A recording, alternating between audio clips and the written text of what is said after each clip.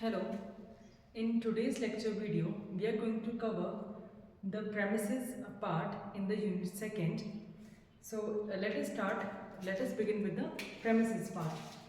What are the things that we need to cover in premises? There are basically 4 to 5 things. Now we are going to cover the first one, that is construction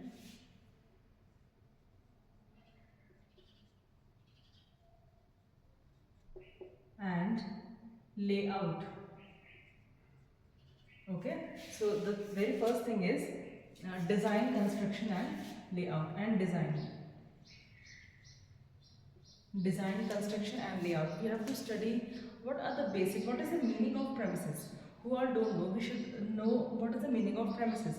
Premises means it refers to the building or the facilities or the area where manufacturing has to be done, where pharmaceutical manufacturing has to be done. Okay, that is called premises, the area or the building or the facilities which are required to perform a pharmaceutical manufacturing.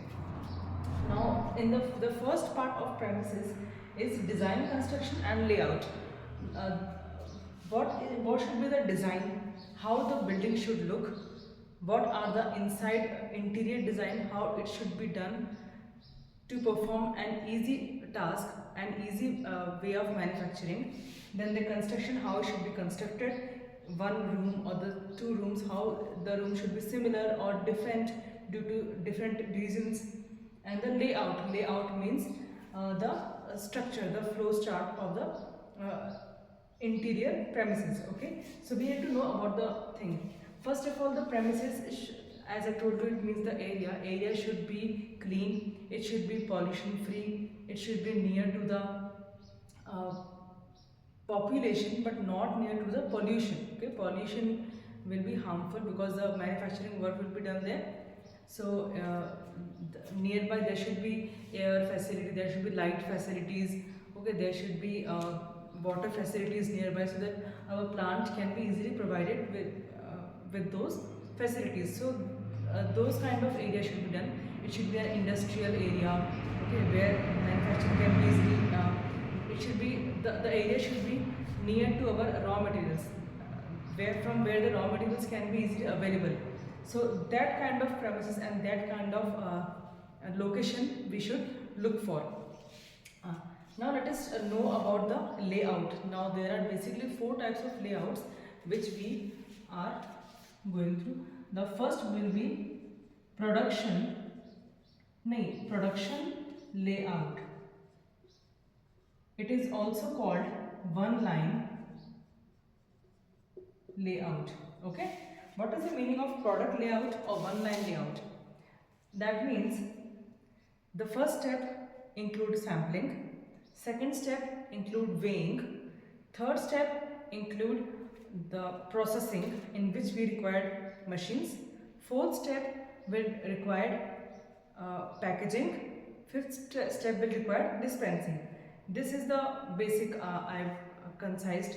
Okay, so now product line means the process should be done in one way, in one line accordingly. We need sampling at the first step. So sampling area, sampling facilities, okay, sampling the raw materials should be available there. In the second step we need the weighing. So in the second step the weighing should be nearby, it should be the next room. Okay, it should not be very heavy that we can't even lift it to the next room. There should be ramp or like that, so that it can be easily lifted and brought to the weighing room. Weighing room should contain different types of weighing machines, okay, where workers should be also available, it should be, machine should be also available. Then the third step should be the processing, so different kind of machine, tablet machine, there should be also available. So the next step, we have to prepare the rooms or the areas or the equipments line by line, so that we should not look after different areas. It should be done in one line, so that we know we can, so the SOPs also can relate line step by step. That is called one line. What are the advantages of one line?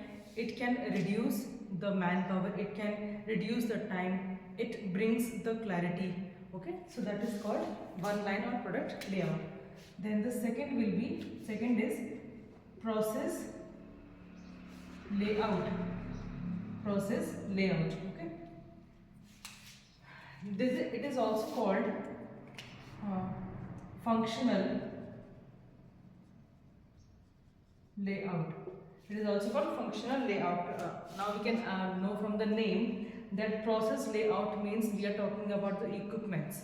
Okay, we know that different kind of equipment should be available, because different types of or different bulk of materials we require. Sometimes we are making the bulk of medicine only of 50 medicines at one bulk.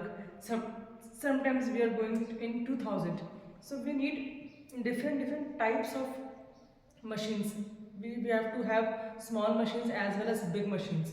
Okay, so that our process can be easily function.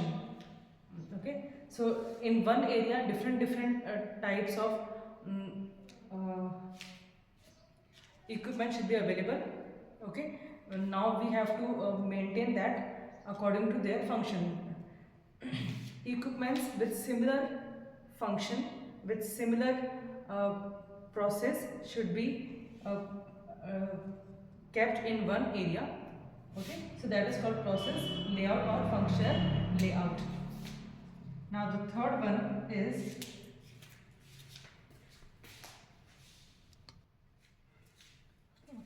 the third one is the fixed position layout. That means a particular product is processed in one fixed position. Okay, or say it is processed in one particular at a fixed process. Okay, so that is called fixed position or location layout. Now the fourth one is combined layout. Combined layout will include the first and the second one. Okay, different types, same type of machines with same process, with same procedure or same mechanism should be kept in one room, and also there should be link between the first and the second step. So these can be combined to give a better output and save time. That is combined. Only the drawback of the layout is that it can be costly. Okay, so that's all for this premises video. Thank you so much.